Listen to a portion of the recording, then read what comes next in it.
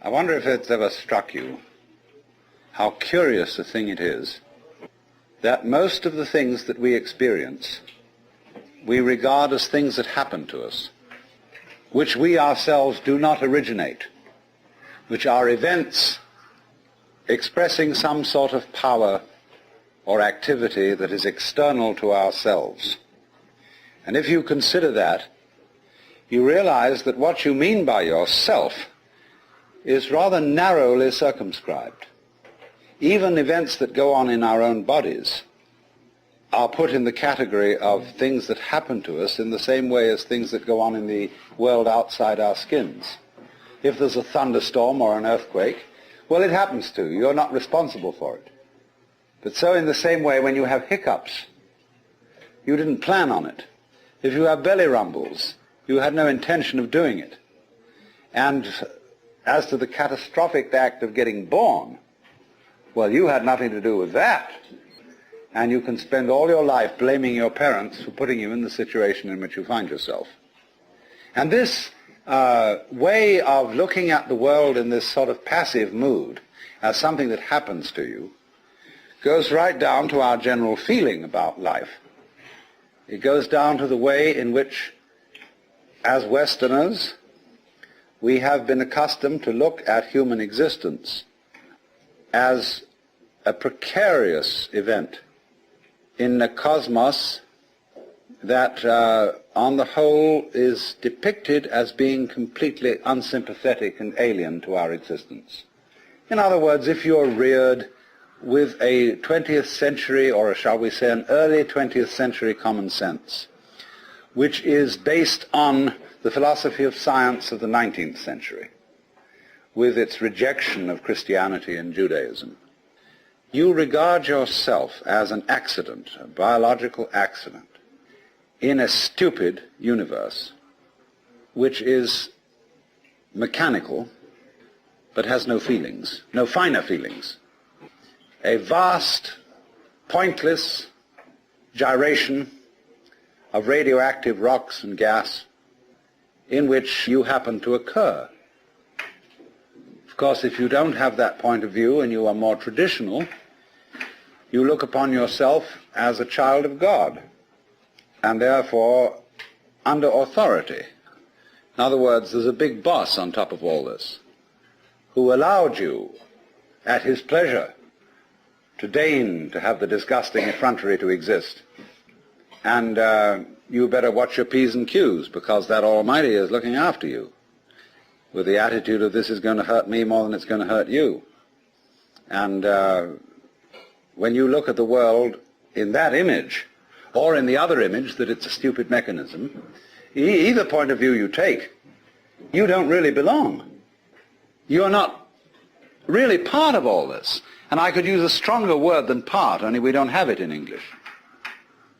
We have to say something like connected with it, essential to it, or to put it in the strongest possible way, it is quite alien to Western thought to conceive that the external world, which is defined as something that happens to you, and your body itself as something that you've got caught up with, it is quite alien to our thought to consider all that as you yourself. Because, you see, we have such a myopic view of what one's self is. It's as if, in other words, we selected how much experience is really to be regarded as me, as if you focused your attention on certain restricted areas of the whole panorama of things that you experience, and say, I will take sides with that much of it. Now, we come here right at the start to an extremely important principle, which is the different points of view you get when you change your level of magnification.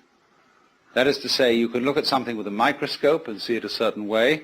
You can look at it with the naked eye and see it in a certain way. You look at it with a telescope and you see it in another way. Now, which level of magnification is the correct one? Well, obviously, they're all correct, but they're just different points of view. You can, for example, look at a newspaper photograph under a magnifying glass And where with the naked eye you will see a human face, with the magnifying glass you will just see a profusion of dots, rather meaninglessly scattered. But as you stand away from that connection of dots, which all seem to be separate and apart from each other, they suddenly arrange themselves into a pattern. And you see that these individual dots add up to some kind of sense. Now you'll see at once from this illustration that maybe you, when you take a myopic view of yourself, as most of us do, but you may add up to some kind of sense that is not apparent to you in your ordinary consciousness. When we examine our blood streams under a microscope, we see there's one hell of a fight going on. All sorts of microorganisms are chewing each other up. And if we got overly fascinated with our view of our own blood streams in the microscope, we should start taking sides, which would be fatal, because the health of our organism depends on the continuance of this battle. What is, in other words, conflict at one level of magnification is harmony at a higher level. Now, could it possibly be, therefore, that we, with all our problems, conflicts, neuroses, sicknesses, political outrages, wars, tortures, and everything that goes on in human life, are a state of conflict which can be seen in a larger perspective as a situation of harmony? Well, it is claimed, you see, that some human beings have broken through to that vision, that they've slipped somehow or other into states of consciousness where they see the apparent disintegration and disorganization of everyday life as the functioning of a totality which at its level is completely harmonious. And you can say, aha, at last I see, I got the point. I've seen how all this makes sense. But what this insight depended upon was your overcoming the illusion that space separates things. That is to say, the space, the interval between your body and mine, the interval created by birth at one end and death at the other, and then after somebody's death, then somebody else's birth. These are events with intervals between them. And normally we regard these intervals in time and these intervals in space as having no importance, no function. We tend to see the universe itself as really consisting in all the stars and galaxies. That's what it is. That's what we notice. But the space in which all this happens is sort of written off as something that isn't really there. But what one has to realize is that the space is an essential function of the things in the space. After all, you can't have separate stars unless there is a space around them. Eliminate the space and you will see you couldn't have this phenomenon at all. And vice versa. You couldn't have the space. They wouldn't be there in any sense whatsoever if there weren't the bodies in it. So the bodies in the space and the space are two aspects of a single continuum. They're related together in exactly the same way as a back and a front. And you just don't get one without the other.